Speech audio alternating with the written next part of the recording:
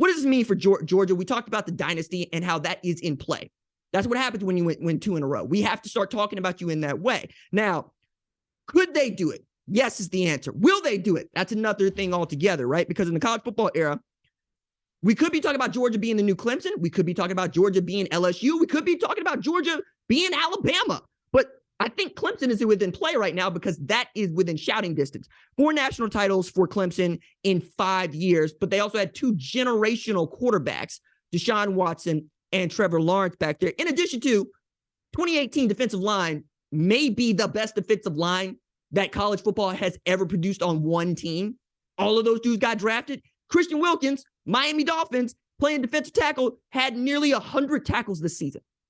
That's ridiculous. That was the kind of talent that Todd Bates, Dabo Swinney, Brent Venables had on that 2018 defense, along with a guy like Trevor Lawrence, who did everything but win the Heisman Trophy, kind of like this guy, Stetson Bennett.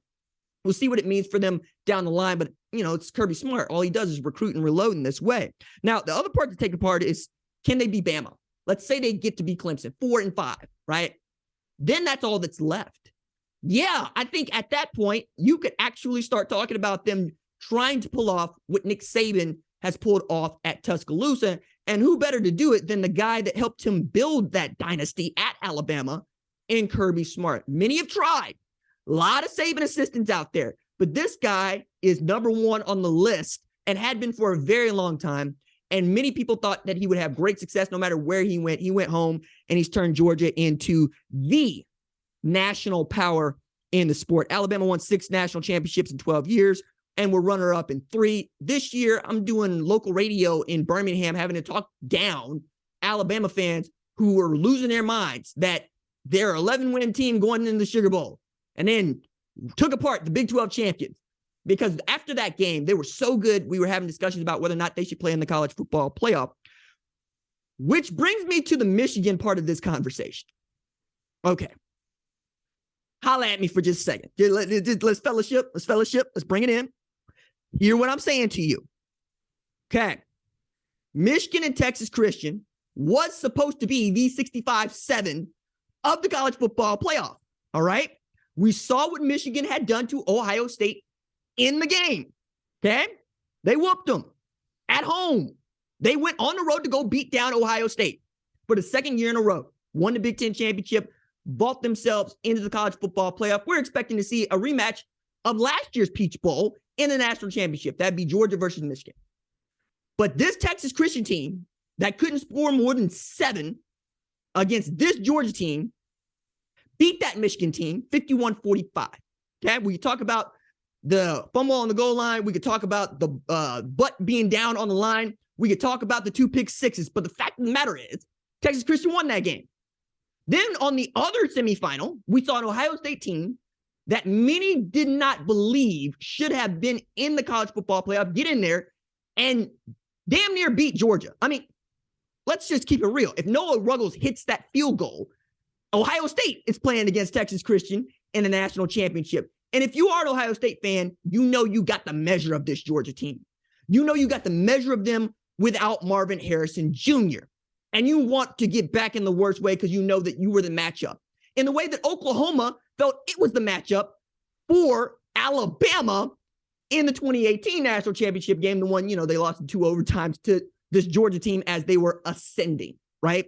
As they were getting these reps to be the team that we know. So I'm looking at Michigan, who stopped. Back up. Looking at Michigan, who beat Ohio State. And I'm looking at TCU, who got stomped out by Georgia. I'm looking at Ohio State, who damn near beat Georgia.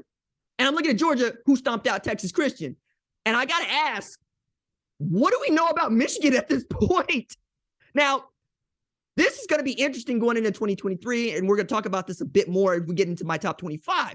But that is the biggest question I think we all have after what we witnessed Georgia do to Texas Christian is just what happened to Michigan, and were we right about Ohio State right up until the game and then right again as they played Georgia?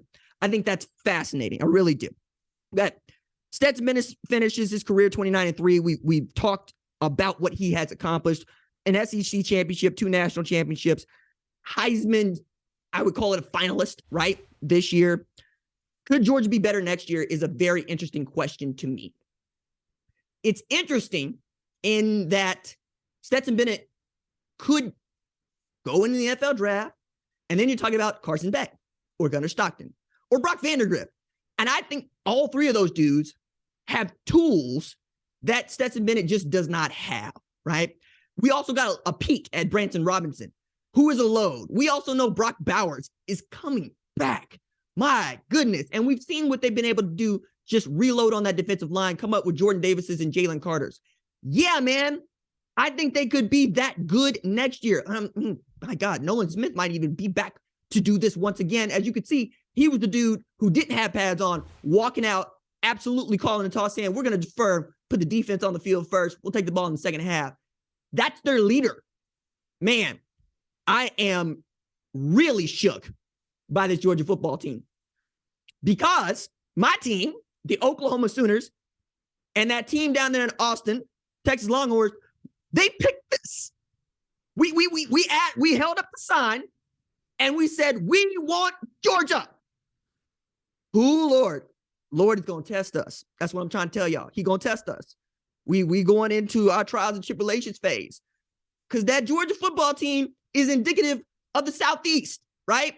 We're not seeing the balance of power shift from Alabama to somebody else. We're seeing it switch from the SEC West to the SEC East.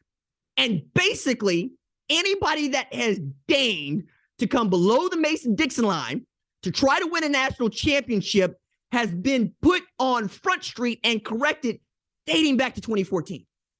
We're coming up on damn near a decade of teams south of the Mason-Dixon line dominating the sport of college football.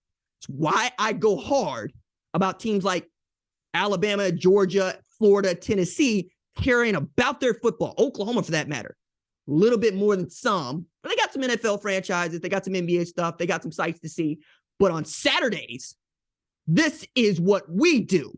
And that is what Georgia does. Goodness me. All right.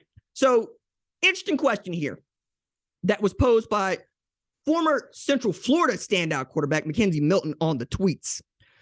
It's not a question, actually a statement. I'm going to make it into a question. As good as Georgia has been the past 2 years, if Jameson Williams, who was at Ohio State, transferred to Alabama, was really great there, outstanding last year of college football, and Marvin Harrison Jr. don't get hurt against Georgia, would have 0 national championships. Okay, so he's saying that if Ohio State had Jameson Williams and not Alabama, and Marvin Harrison Jr. does not get hurt this year, that is 2 straight years for which we would be talking about a different national championship, or national champion, excuse me. Dare I say, even an Ohio State national champion in the Ryan Day era. It's nice on Twitter. You know, there's a lot of stuff that's nice on Twitter, right? Twitter is performative. I always say, and I have said it till I'm blue in the face, the best take, sports talk radio background, solo sports talk radio host here in the city of Tulsa, and been doing this for coming up on 6 years. My God, it's been that long. Best take is a fact people want to argue. This is not a fact. We can argue it, right? But if you're Ohio State, the fact of the matter is you lost. Georgia won. That's what we would say, just as we're going to say Texas Christian beat Michigan. You can call it a fluke. That's what you want to do. But the scoreboard says Texas Christian played for a national championship, right? Ohio State did not this year. Got to take it back to 2020 when it felt like they were overmatched by Alabama. This year, they got closer. We feel like they are in the same hemisphere as Georgia. And I think everybody wants to see them play that game once again. Thank you for watching the #1 college football show. Please remember to subscribe to the channel and like this video so that you don't miss any of the best college football coverage in America.